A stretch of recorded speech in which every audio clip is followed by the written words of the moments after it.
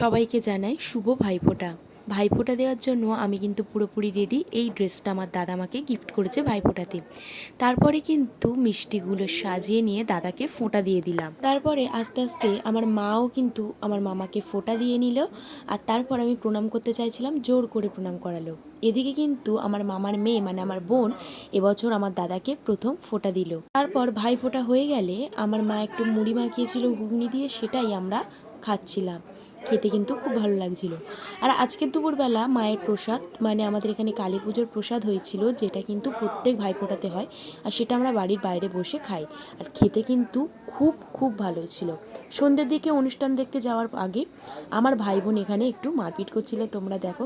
তারপর মজা করতে করতে একটা থামস আপ কিনে তিনজনে মিলে খেয়ে চলে এসেছি অনুষ্ঠান দেখতে। তো এখানেও বসে কিন্তু আমাদের হাসাহাসি থামছিল না। তো ভিডিওটা কেমন লাগলো জানিও, ভালো লাগলে অবশ্যই লাইক কমেন্ট শেয়ার করে